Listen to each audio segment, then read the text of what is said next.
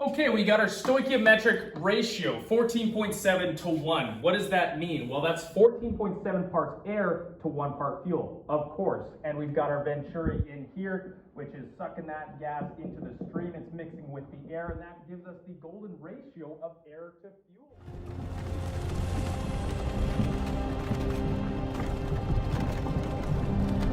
Hey, you. You're finally awake. Come here. I have something to show you.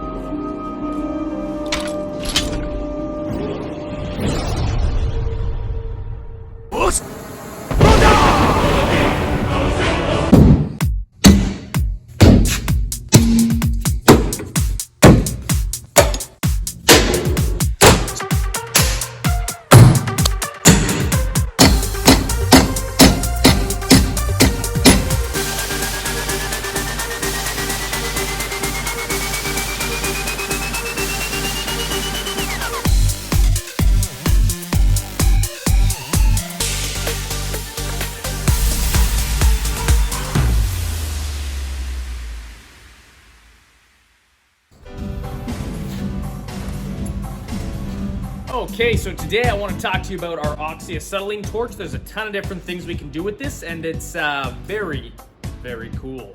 Actually, it's pretty hot. So first of all, what is this? It's a torch. Duh. But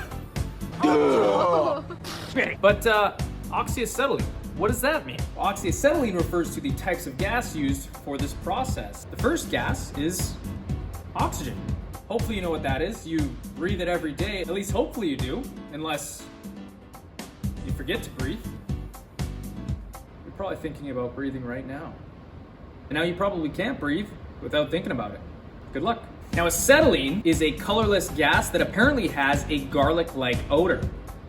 It's tasty. Its chemical compound is C2H2, which means that it has 2 carbon atoms and 2 hydrogen atoms. And I believe it's the hydrogen atoms that give it this garlic-like odor. I'm just kidding, that's the garlic infusion. This gas is very easily ignited, which is why it is helpful with the torching process. Sorry, what was that? You're wondering why we need to use both of these gases together? That's a fantastic question. So oxygen and acetylene, when used together, can produce a flame temperature of up to 3,150 degrees Celsius. That's hot. That's super hot. This makes it the hottest of all fuel gases and actually the only fuel gas that can weld steel. Which brings me to my next point. What can this be used for? The oxyacetylene torch is pretty ubiquitous in its use, meaning that it can be used for quite a few different applications. The first and probably most obvious purpose is that the oxyacetylene torch can be used to heat things up. You might ask, why do we need to heat things up? Well, that's a great question as well. Sometimes fasteners, after they've been on a vehicle for 10, 15, 20 years, can become corroded and stuck in place. So what we can do with this torch is we can heat up the material till it's red hot in order to expand the fastener, and that helps to break down that corrosion and allow fasteners to be removed a little bit more easily. And if we're really in a pinch, we can even just turn them into a liquid, in which case they will no longer be a problem. Oh my goodness! Another thing that we can do with this torch is we can actually use it to weld. Because of the fact that this can melt steel, it's not necessarily the most efficient way to weld, but if we are wanting to do finite sheet metal welding, this actually can come in quite handy and does a relatively good job of that. The last thing that this torch can do very well is cut metal. A lot of these oxyacetylene torches can cut even up to 3-inch thick steel. So in the context of the auto shop, that is more than enough to do most of the things that we are hoping to do with it. So I don't really want to spend too much time going over the safety of this torch because I feel like it's pretty self-explanatory. There's not too much safety involved. It's basically just an open flame and explosive gas. It's another thing that we really need to be that worried about. Psych! So the first thing we want to go about regarding the safe use of this tool is assessing the environment. Is there anything around us that could be dangerous if there is an open flame nearby? Are there people around? So you want to remove any objects in the area that may pose as a safety hazard while you are using the torch. Another thing that you want to think about is that the gases created by the torch are not safe to breathe in, so you do not want to do it in a confined space. You want to make sure that you do it in a well-ventilated open area. Another thing, of course, that I need to talk about is personal protective equipment. Unless you are the Human Torch and you can withstand 3,150 degrees Celsius, you will want to have some form of protective equipment on. So we've got a welding jacket that we can wear to protect our skin and our clothes. We've got our leather welding gloves that will protect our hands. We definitely want to be wearing these because as you're using the torch, your hands are quite close to the flame, and this is where you will feel the heat the most. And lastly, the torch is quite bright when you're using it, and so we'll want to wear some form of tinted face shield or safety glasses to make sure that we protect our eyes. We want to keep our eyes in good shape for the rest of our lives, hopefully. So now that we're in our Sunday best, I want to talk about the setup of this torch, because if the torch is not set up properly, it will not work properly. So the first thing that we want to do is open up these cylinders. So I'm going to start with the oxygen tank, and we actually want to back this valve off completely because otherwise it could do damage to the valve and cause it to leak. So I'm going to open this and turn it back all the way until it bottoms out. Then we're going to crack our acetylene tank valve, and we only want to open this valve maybe 3/4 of a turn. And you can see the gas has turned on, which brings me to my next point, which is checking the pressure and flow of the gases. So there's something called the 5-6 rule, which states that we want 5 psi of pressure on the acetylene side, but that is only once we've cracked one of the valves on the torch. So I'll show you what happens. I'm gonna crack the valve on the torch, and it should be reading about 5 psi when that valve is open. So I'm gonna open this valve, and you can see there it's reading about 5 psi. And on the oxygen valve, we want about 60 psi when the torch valve is cracked, and you can see we're pretty much there right now. So once we've got those settings correct, we can start and use the torch. So there's a very specific order that we want to follow when setting up the torch, and a simple way to remember that order is the saying A before O, or up you go. So basically what that means is that when we are starting our torch, we want to start with our acetylene, and then we want to introduce the oxygen afterward. When we are turning the torch off, we want to follow the same order that we use to start the torch. So we want to turn off the acetylene, and then we want to turn off the oxygen. So just before I begin, this is called a striker, and what the striker does is it allows us to safely start the torch without burning our fingers. Okay, so now that I'm ready to light my torch, I'm gonna crack the acetylene valve just a little bit, and I'm gonna light it.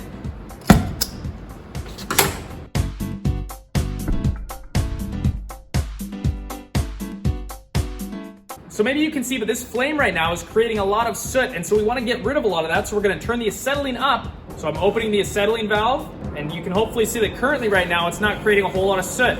This means that I'm ready to introduce the oxygen. So I'm going to crack the oxygen valve. You'll see the flame changes pretty drastically. So this blue flame right here, that is considered the feather. The fact that we can see that tells us that we have what is known as a carburizing flame, meaning that it's creating a lot of carbon. So we basically want to lessen this flame until it's right at the tip of the torch.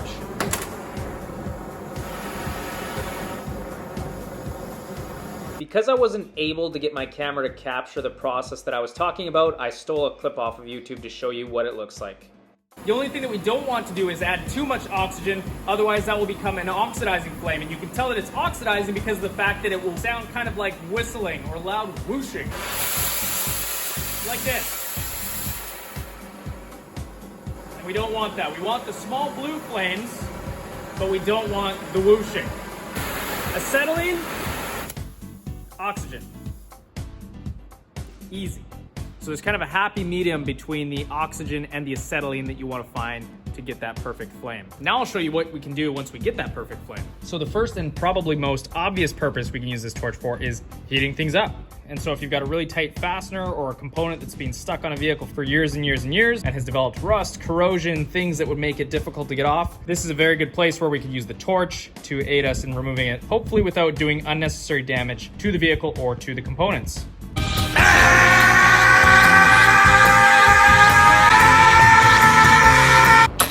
So So unfortunately, I cannot remove this nut from this bolt, so I'm gonna show you how we can use the torch to heat it up and make it easier to remove.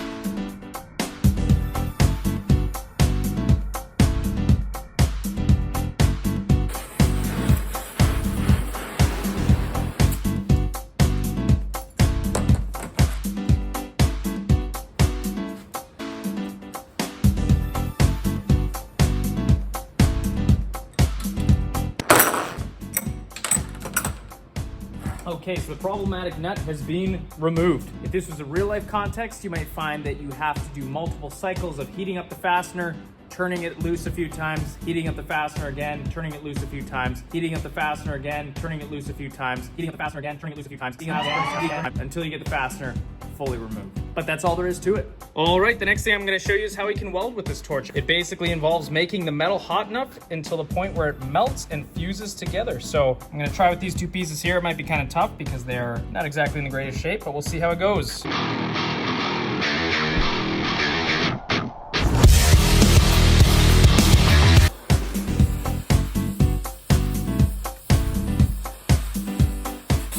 Right near the tip of the torch is where it is the hottest, and so that's what you want to use to create what is known as the weld pool, which is basically the metal that you are melting in order to fuse the two pieces together.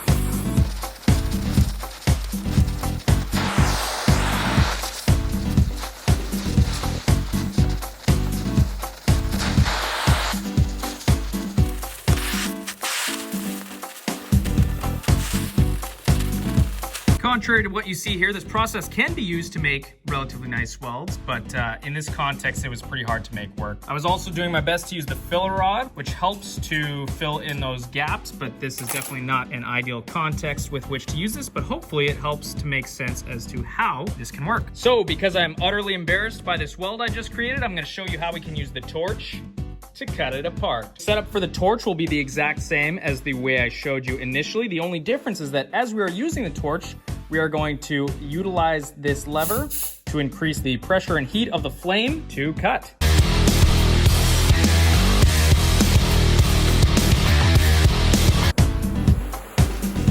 It helps to preheat the surface of the metal that you're going to be cutting as well.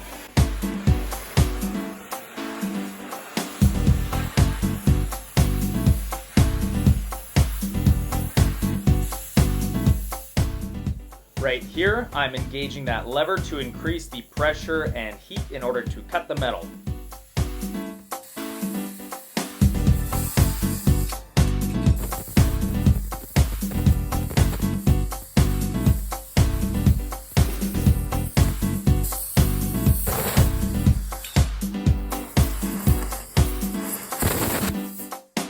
So you want to bring the torch close to the material, but sometimes if you bring the torch too close, it will pop and cut out because of the back pressure.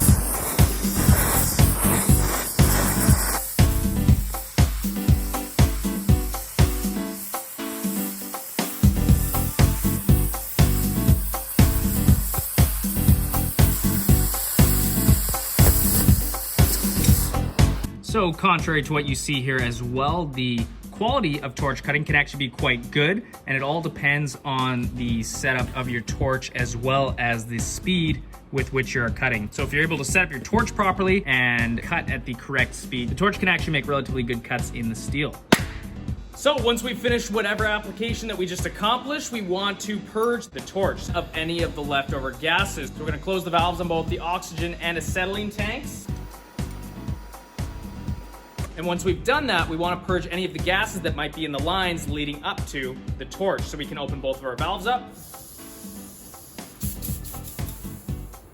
And that will let the remaining gases out so that they're not sitting there idly in these lines. So anyways, that's all there is to it. Hopefully you feel a bit more learned, and hopefully this tool seems a little bit less intimidating. wonder if you could burn a phone.